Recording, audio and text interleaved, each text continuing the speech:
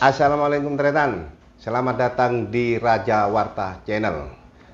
Hari ini saya kembali bertemu dengan saudara saya, Bro William Wirakusuma. Beliau politisi PSI, sekarang beliau anggota Komisi A DPR, anggota Komisi C DPRD Kota Surabaya. Dalam pertemuan ini saya ingin ngajak ngobrol beliau tentang ada dua isu yang cukup menarik di Surabaya. Pertama, masalah transportasi, dan yang kedua masalah banjir. Karena persoalan ini, terutama masalah banjir, ini kan setiap tahun selalu ada banjir. Padahal pemerintah kota sudah berupaya kerja keras. Jangankan di musim hujan, di musim kemarau pun beliau pemerintah kota terus melakukan pembenahan. Tapi setiap kali hujan, mesti di daerah-daerah tertentu bahkan menjadi langganan banjir belum bisa teratasi. Nah, Bro William ini sesuai dengan komisinya di Komisi C tentu akan sangat mengerti tentang apa yang terjadi dan apa penyebabnya. Sebelumnya saya ingin menyapa Bro William, apa kabar? Baik, Bro. Seperti yang saya sampaikan barusan, Bro. Saya ingin sebenarnya apa yang terjadi di Surabaya ini. Kenapa banjir selalu datang, selalu ada setiap musim hujan. Padahal kerja wali kota itu ya tentu dengan dukungan anggaran DPRD Surabaya, saya berpikir itu bisa mengatasi. Bisa dijelaskan, Bro? Ya, yang pertama sih kalau Surabaya bisa nol banjir, saya bilang itu kerja yang sangat susah. Karena Surabaya ini kota di wilayah pesisir.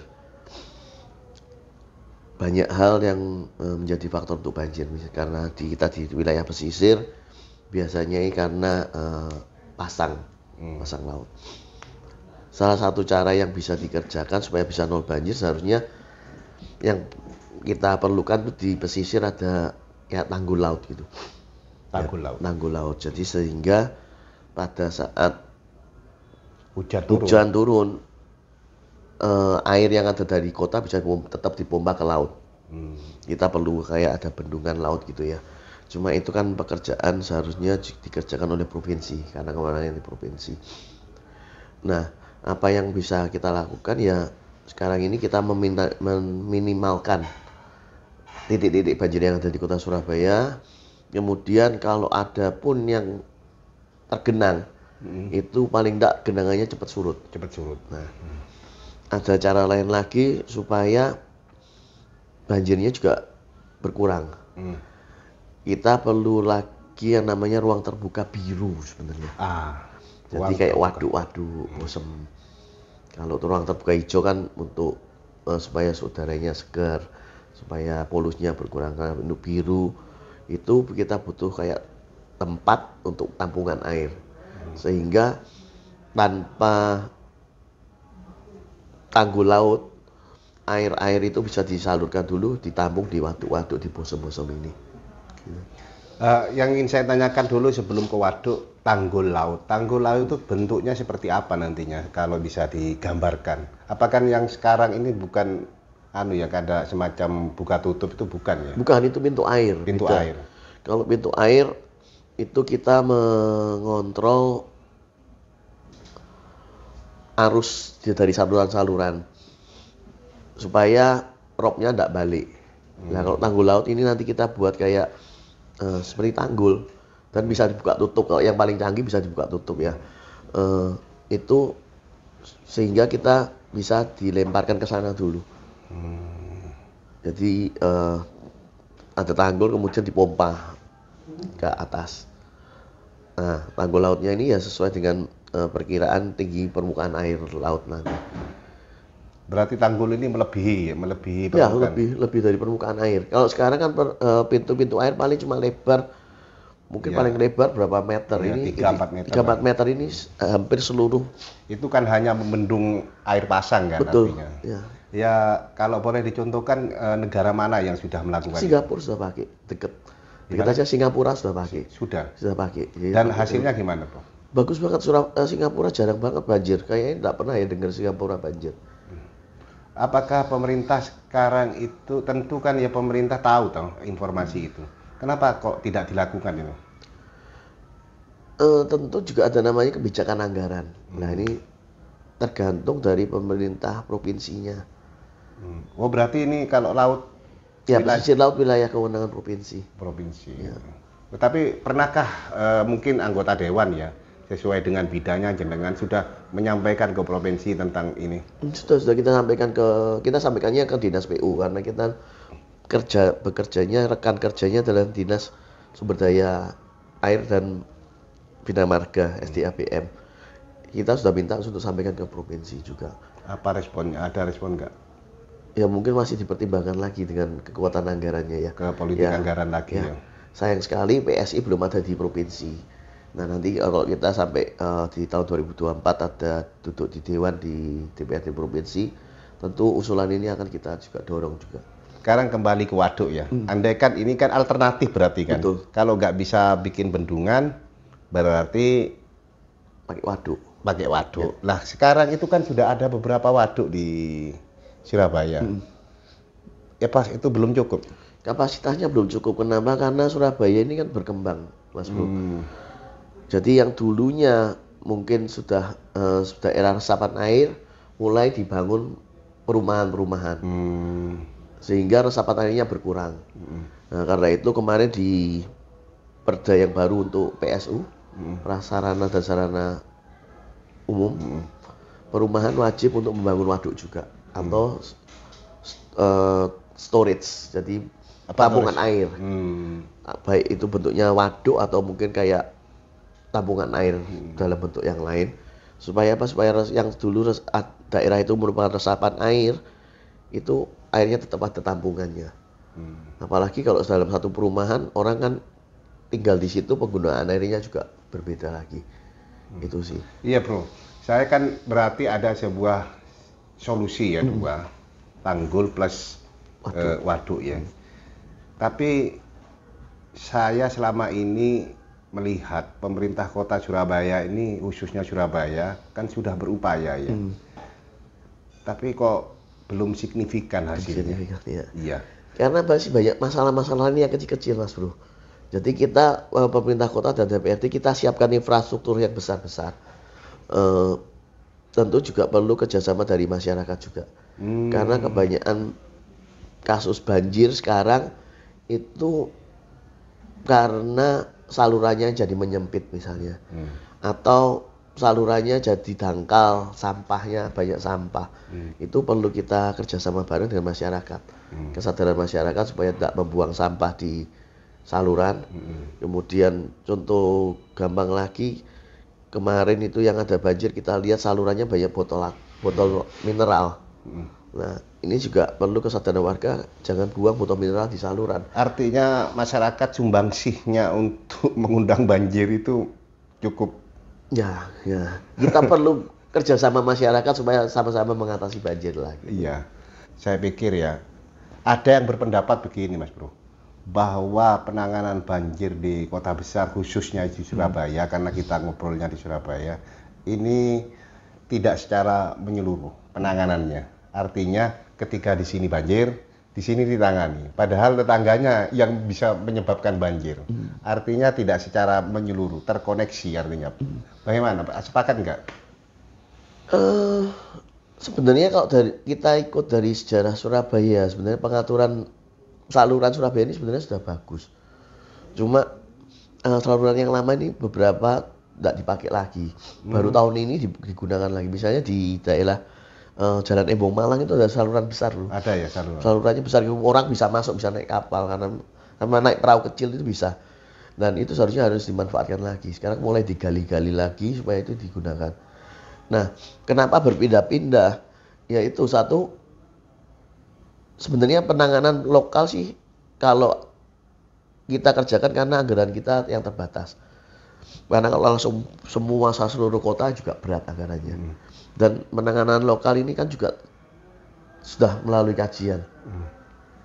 Nah, yang terpenting sebenarnya sekarang itu adalah perawatannya. Jadi kebersihan. Jadi kita susunan pemerintah kota juga digalakkan lagi kerja bakti. Karena itu tahun ini kita di pemerintah kota punya program namanya Surabaya Bergerak. Nah ini juga salah satu yang harus bekerja sama dengan masyarakat. Ayo mulai kerja bakti lagi membersihkan lingkungannya masing-masing gitu. Kalau menurut Mas Bro, perawatan yang dilakukan pemerintah Kota Surabaya ini bagaimana selama ini? Kalau untuk yang jalur-jalur besar ya Mas, jadi untuk Jalan sungai yang utama besar, ya, jalur utama, saluran utama itu selalu kita minta rutin memang. Jadi begitu masuk masa musim kemarau itu sudah dibersihkan semua. Cuma masalahnya juga kan ini kan sekarang sudah kita koneksikan dengan saluran lingkungan. Nah itu yang kita sampaikan. Saluran lingkungan apa pengertiannya? Lingkungan maksudnya? Jadi saluran ini ada 3 macam bro. Jadi ada saluran primer yang di tengah kota atau saluran-saluran besar. Kemudian ada saluran sekunder yang lebih kecil dan tersier ini yang di kampung-kampung, di perumahan yang got-got kecil-kecil itu. Itu semua kan terkoneksi. Jadi yang ketiga adalah tersier. Tersier ini dari lingkungan terus disambungkan ke saluran utama. Nah, saluran utamanya kita sudah bersihkan misalnya. Sekundernya sudah bersihkan tetapi tersiernya masih kotor. Jadi sampahnya akan masuk lagi. Mas Bro, kan dari keterbatasan anggaran tentu pemerintah kota tidak bisa mengcover. Ya. Kalau dari 3 tadi itu, tersier, sekunder, ya primer ya, itu kalau skala prioritas mana yang harus dikerjakan dulu? Sebenarnya sekarang yang primer sudah dikerjakan dari tahun lalu. Sekunder juga tahun ini sudah mulai jalan dan tersier juga sudah mulai jalan.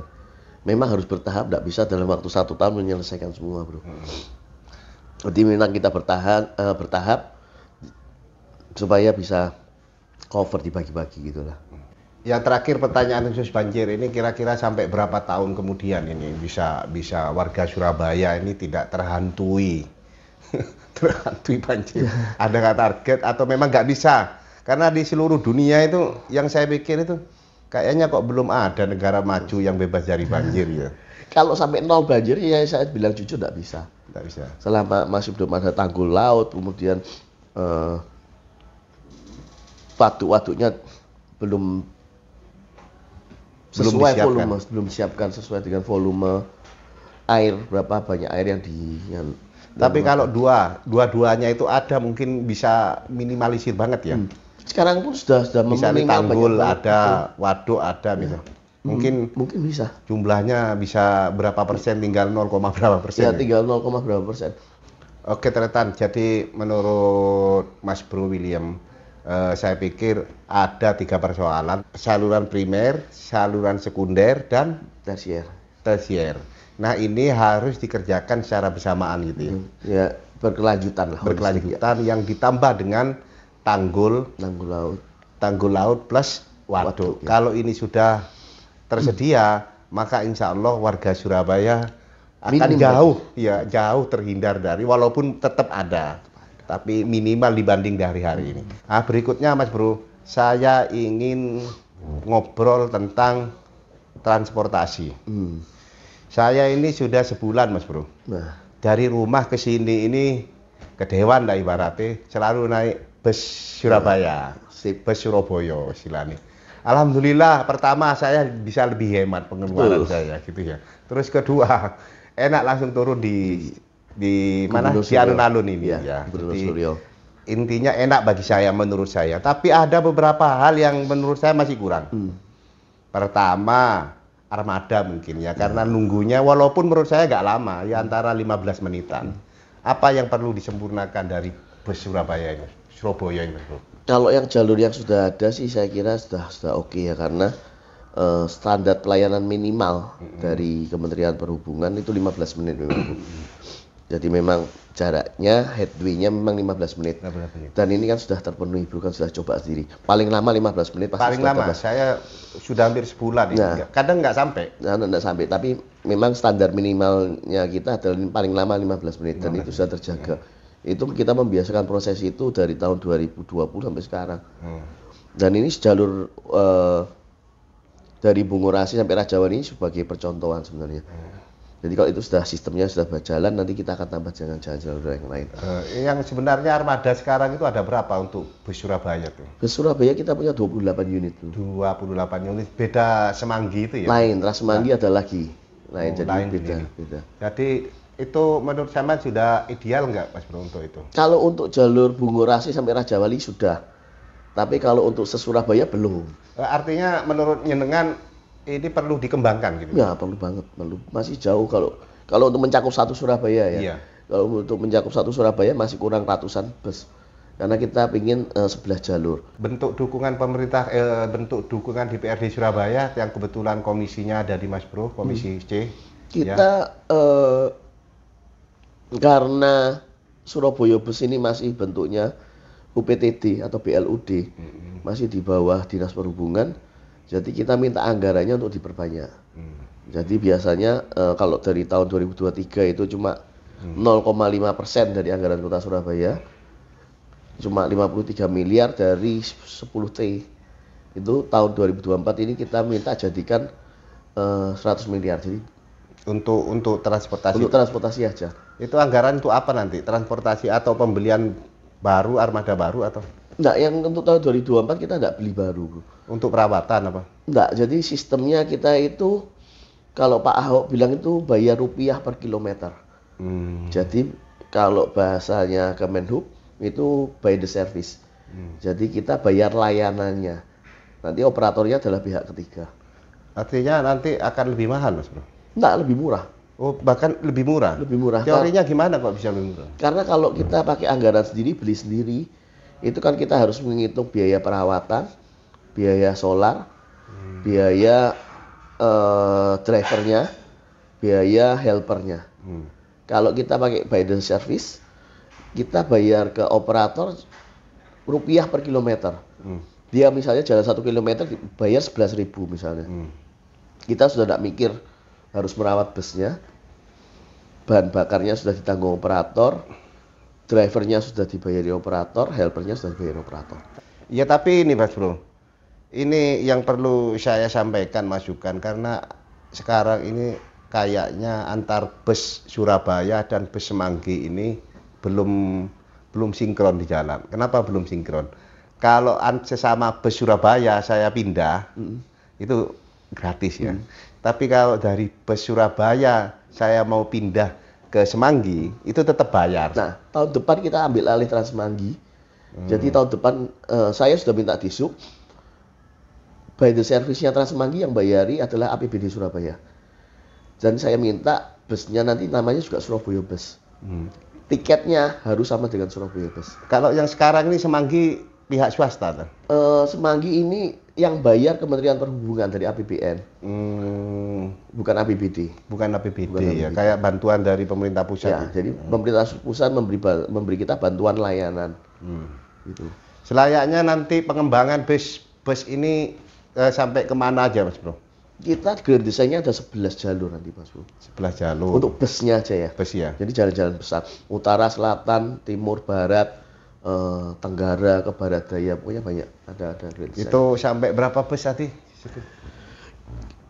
Hitungan gampangnya kalau satu jalur kita sekarang pakai 20 bus kali 11 saja sekitar 220. Kali sekitar 200 lebih ya, 220-an ya.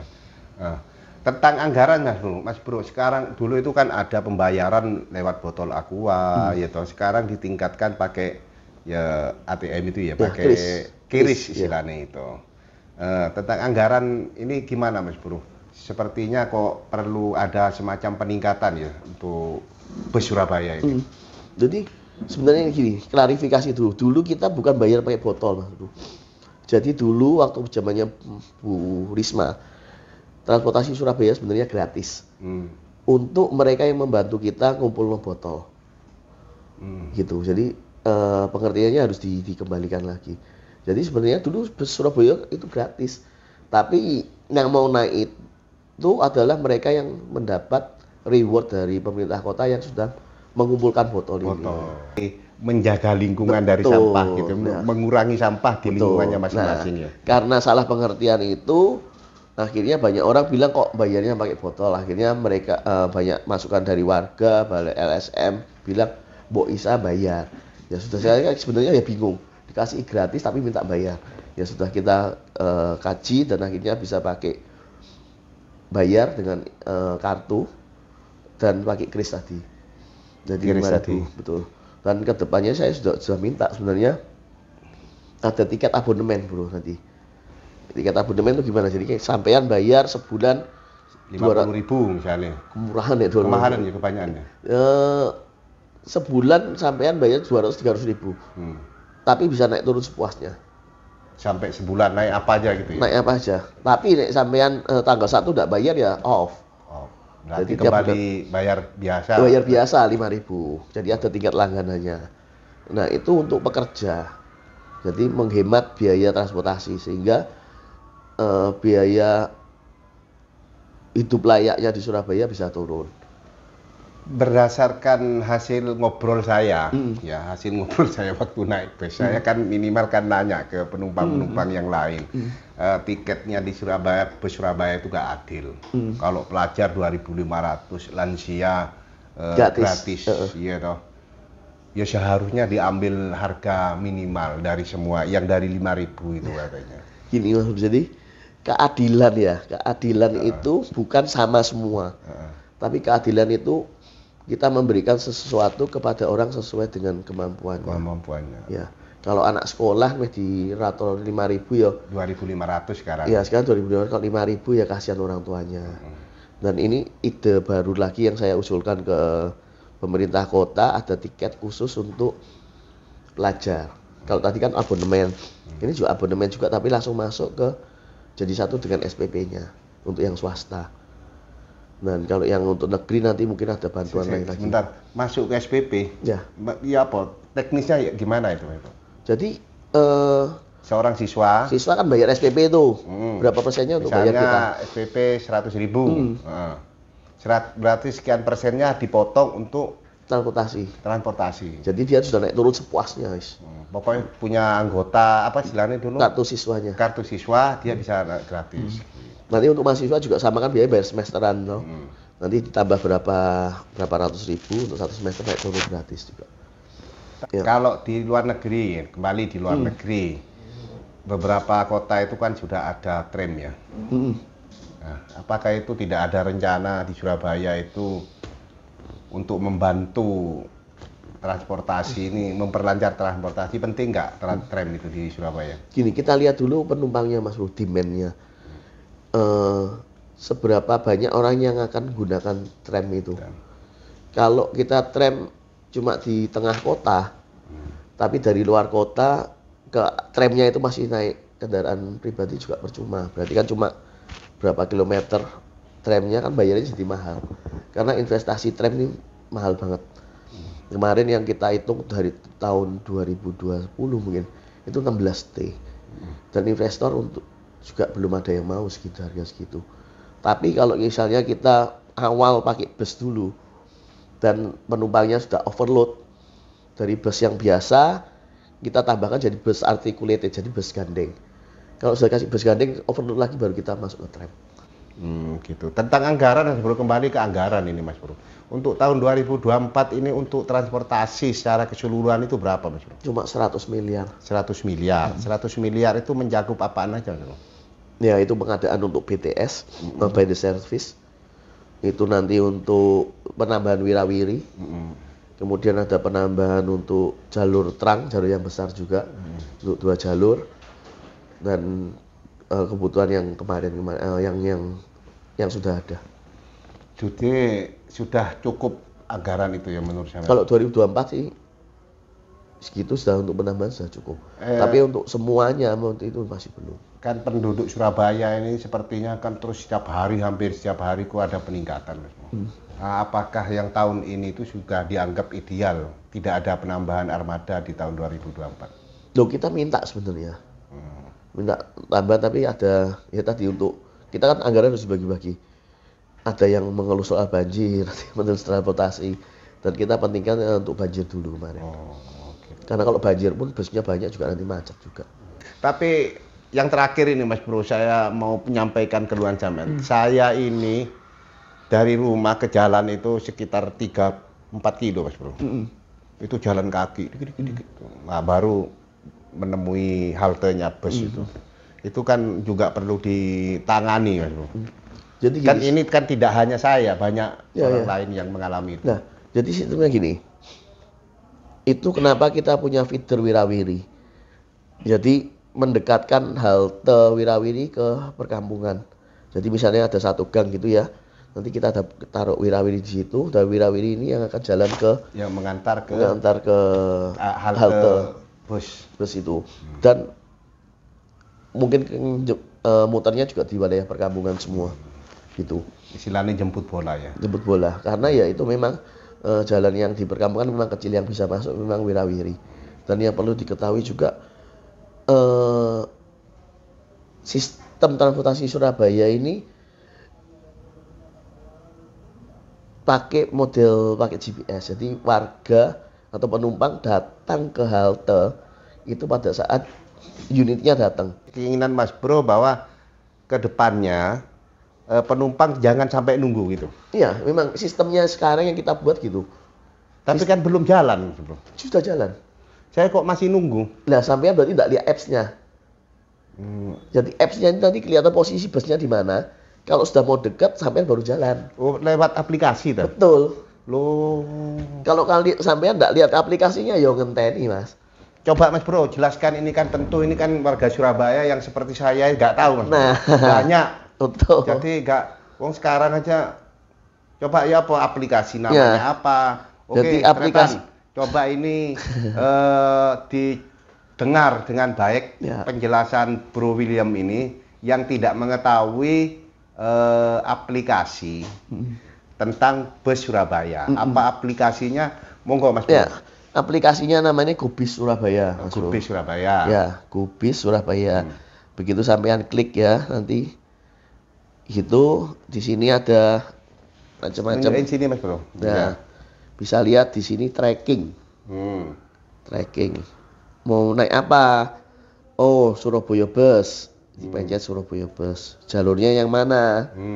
Sampean kan biasanya dari Surabaya ke Raja Wali. Ya. Nah, ini posisi kita di sini sekarang. Ya. Nah, ini kelihatan.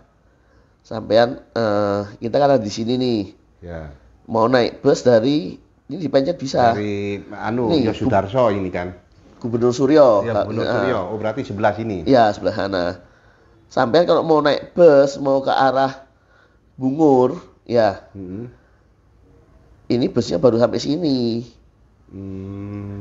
Nggak usah berangkat sekarang. Oh, Sampai luar pasti biasa. ngenteni. Iya. Nah, nanti busnya mungkin sampai di satu Sini halte baru sebelumnya berangkat. baru sampean jalan. Lah, yang ini lebih canggih lagi untuk halte-halte yang besar. Ini berarti ada jadwalnya. Jadi halte-halte yang besar ada jadwalnya. Dari titik ke titik ini juga ada menitannya kira-kira. Betul, sekitar 2-5 menit. 25 menit. Tergantung Berarti kalau jalannya. sudah sini titik akhir ini kan, berarti kita wis berangkat. Ya. Kalau masih ada di titik ini, Iya. nunggu aja dulu. Jadi sistemnya gitu. Kenapa kita buat gitu? Untuk menghemat anggaran, Mas Bro. Karena untuk bangun halte ratusan biji ini kan juga tidak murah. Kalau satu sih mungkin masih sampai 200 juta masih bisa. Tapi kita ini mau bikin ribuan halte. Ini yang membuat ide ini ide mengadopsi atau memang ide brilian Pemkot Surabaya atau usulan dari politisi? Ya, jadi dulu tidak ada jadwalnya, Mas Bro. Jadi kita usulkan untuk halte-halte yang besar, sehingga ada iupannya itu harus ada jadwalnya. Maksud kita ini PSI atau Ya, Dewan? PSI. PSI. Luar biasa. Lah ke depannya yang terakhir ini Mas Bro, selain ini yang menggunakan teknologi apa ada? Ada nggak usulan dari Mas Bro? Kalau ini kan sudah jalan ya, Mas Bro. Ya. Dan kemarin kita minta juga dipencet busnya, Bro. Kapasitasnya 19. Oh, wah. Sisanya. Sisa. Jadi nek sampean jam kalau padet kelihatan udah 60 wis nggak usah iya, berangkat kan dulu ini ya busnya. percuma nggak nututi Iya, kan nggak gitu. nututi, kan tadi bus berikutnya ya. Nah, ini bus berikutnya ini kan sudah ada di sini. Oh, ini masih 041. 41 berarti Numpak enak bus wis penuh. berikutnya, gitu loh. Kita bisa tidur-tiduran kalau. Nah, di dalam bus itu. Betul. Dan ini di halte-halte yang merah ini ada jadwalnya Mas Bro. Jadi kita bisa lihat jadwalnya ini sudah kita cek selalu. Siap. Jadi tidak bingung. Nanti kalau sudah terbiasa naik bus pasti hafal jadwalnya kapan dia datang. Kemudian nanti karena kita Surabaya ini kan jalannya relatif sempit. Warga tuh banyak yang bilang, wah foto-foto kena lampu merah laupo gitu ya. Jadi kita lagi minta begitu kita dekat lampu merah, busnya ya merahnya jadi hijau. Makanya orang itu harus sering silaturahmi. Betul. Ya.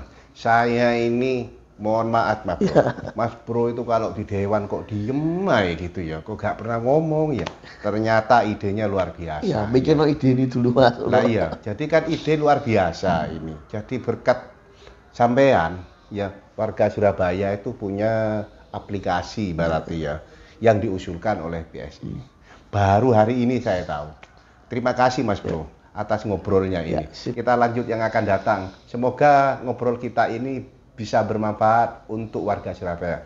Dan ingat, Mas Bro William ini akan kembali bertarung di Pileg 2024 di Dapil 3. Dapil 3. Nah, sudah tahu kan dapilnya? Kalau program-program yang disampaikan Mas Bro atau usul-usulan yang disampaikan Mas Bro ini bermanfaat untuk warga Surabaya, monggo pilih kembali.